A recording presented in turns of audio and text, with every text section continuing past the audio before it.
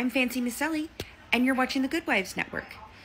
So after watching the first part of Gypsy's new docuseries, I had a lot of time to reflect last night.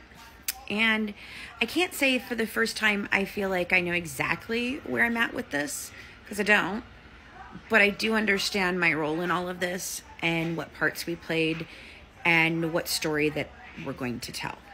So I'm actually going to read you the introduction that I wrote last night to the book that we're working on. And the book right now, it's titled, "It's All a Distraction, Our 7-Year Journey Investigating the Life, Crimes, and Murder of Dee Dee Blanchard."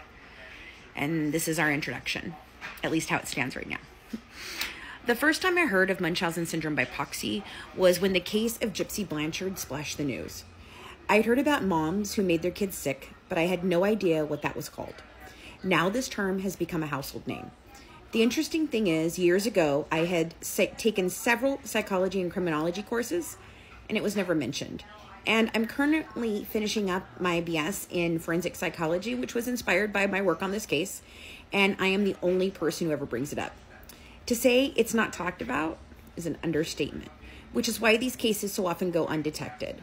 Let me first start off by telling you that experts believe that Munchausen syndrome by proxy is not all that rare. What is rare is it being reported at all or in time to save lives. Most of these kids that would have had to endure what is in these files,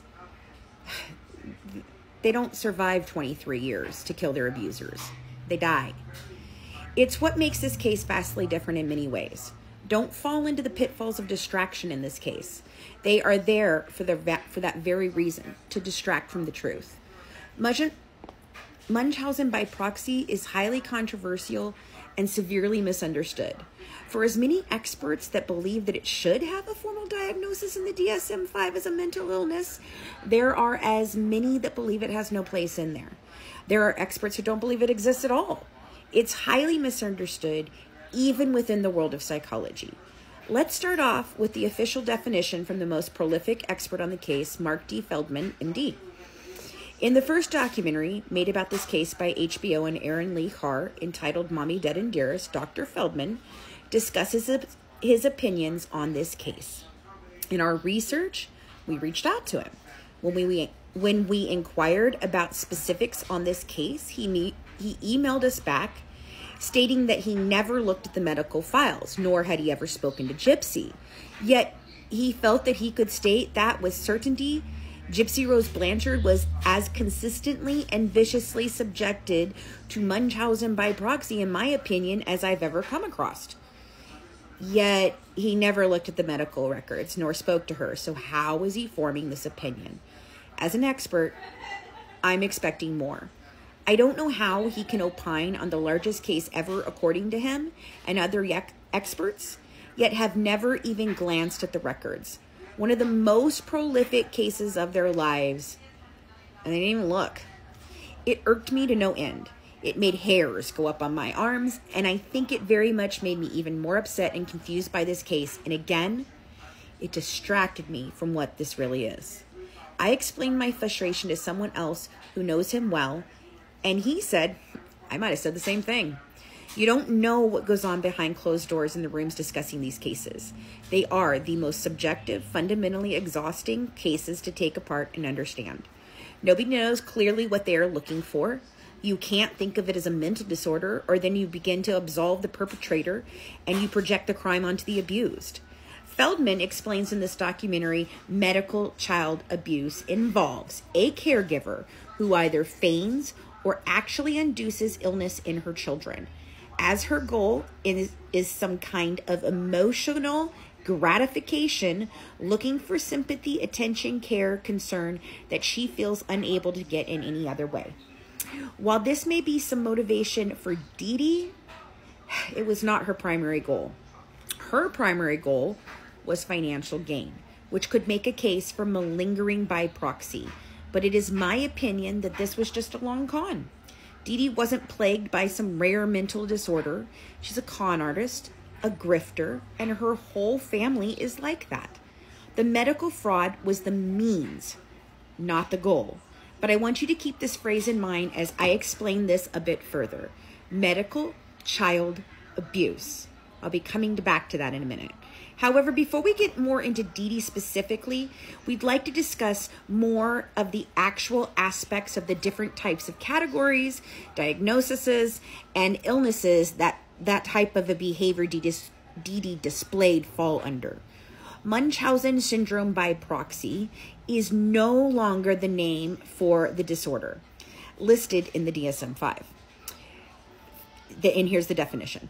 Factitious disorder imposed on another, FDIA, formerly known as factitious disorder by proxy and other similar names, has as its cardinal characteristics the production or feigning of physical or psychological symptoms in another person, usually a young child or sometimes an adult or animal, under the care of the person with this disorder.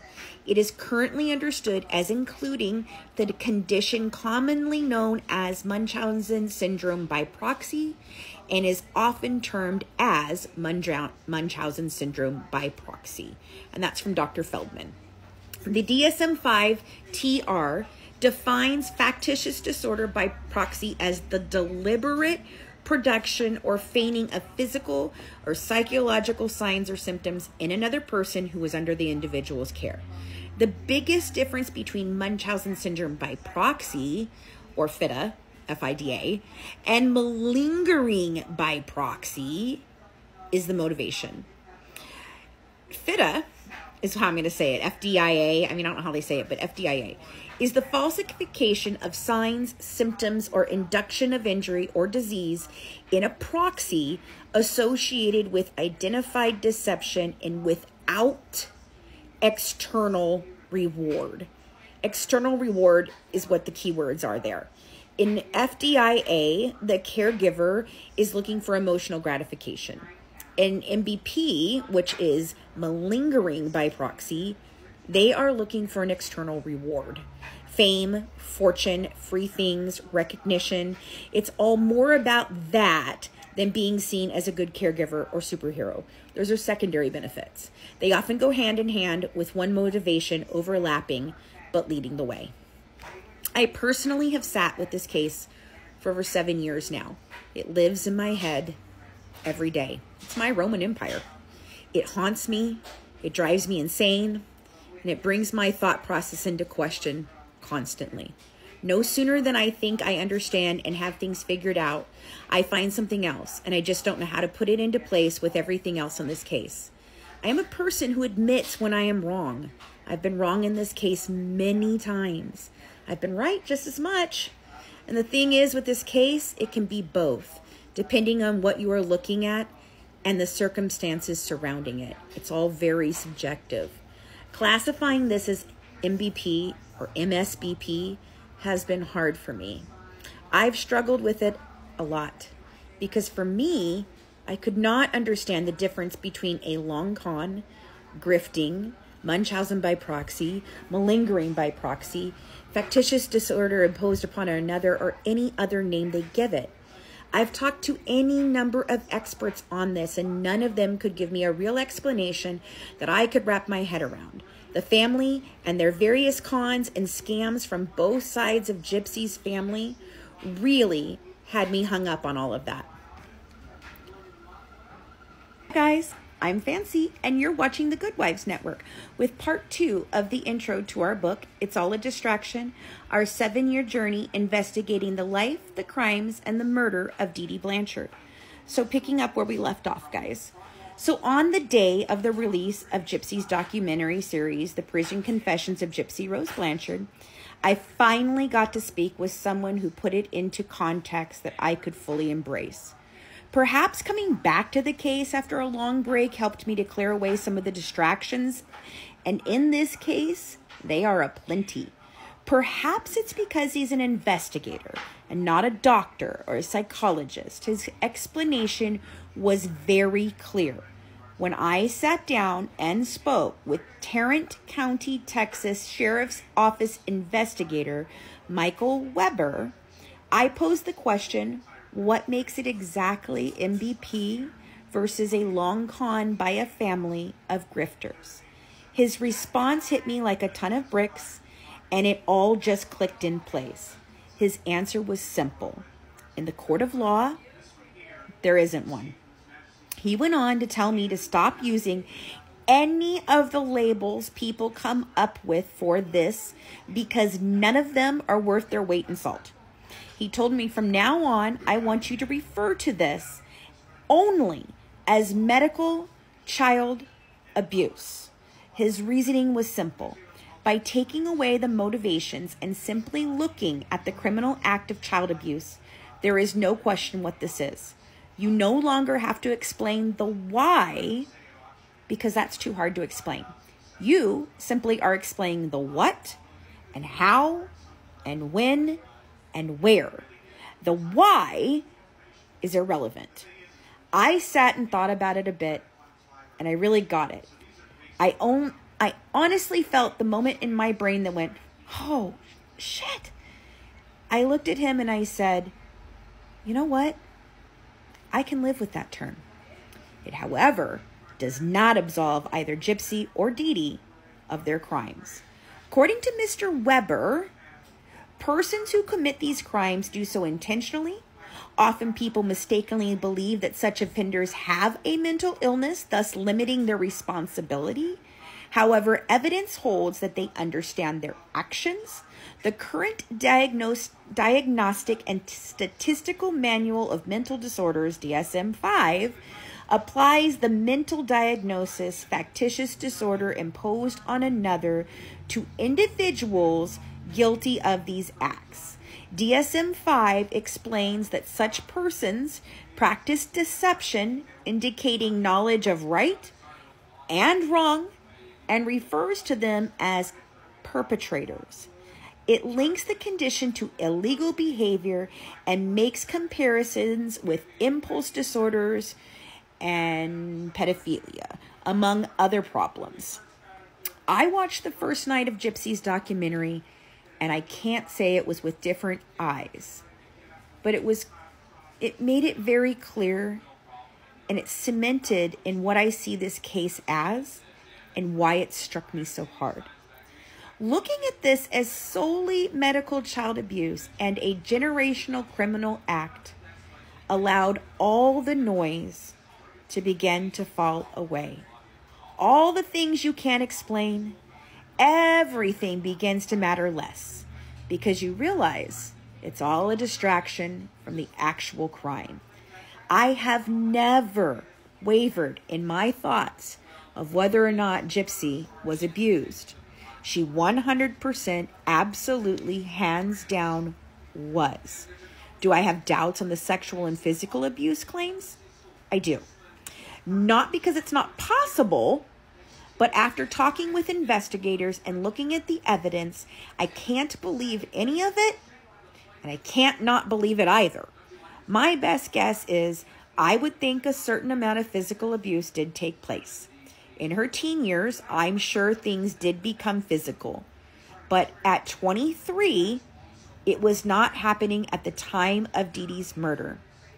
And most of the medical abuse had subsided as well. Dee Dee was not well, and I think that was the beginning of the end.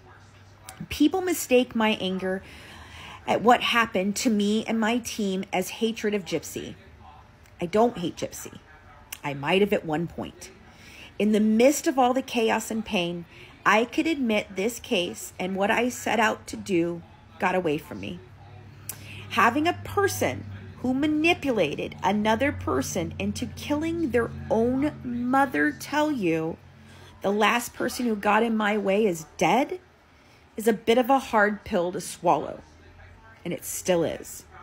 But as I will always say, Gypsy is who Gypsy is because of what her mother did to her. Everyone else involved, you don't get that excuse.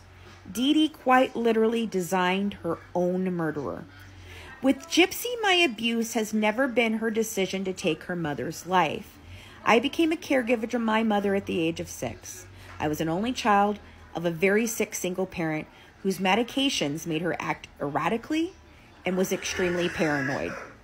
My mother suffered from juvenile diabetes and was on horrible medications all through the 70s and 80s when I was growing up. She also did not take good care of herself. So at least once a week, I was either battling my mother in a diabetic reaction, refusing to eat in a rage, or a mother in an unresponsive diabetic coma where I was dialing 911. There were many times from the age of 14 on that I contemplated just not picking up the phone to call 911 one more time. I'd end both our pain and nobody would have known. My mother stood 5'11" and weighed 185 pounds to my 5'2.5", 100-pound self.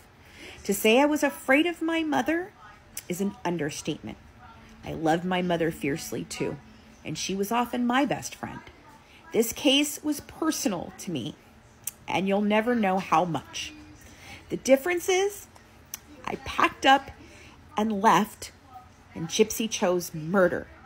I am in no way stating that my response to a similar situation in more ways than I can ever describe is how Gypsy should have been expected to behave. I am simply telling you she did have the options to choose other paths. We will have to discuss on whether she was mentally capable to make that decision later in the book. I'd projected my own traumas onto this case. I imagine it's what everyone who has come across it does. I see all these people on social media that idolize her. They want to watch her every move and feel her triumph is somehow theirs. And I implore you, don't do that. Gypsy is not you. You are not her. She is not a hero in your story. Hell, she's not even a villain. You don't really know Gypsy, her family, or what actually happened in that little pink house and down in the bayous of Louisiana. You know what she's telling you. That is the proof you have from her. It is only the story she is telling. Last night, as she often does, Gypsy said a lot of right things. She knows how to do that. She's done it all her life. She was trained by the best, by her own admission, to lie without conscience. That means she recognizes that. Doing something about it is something entirely different.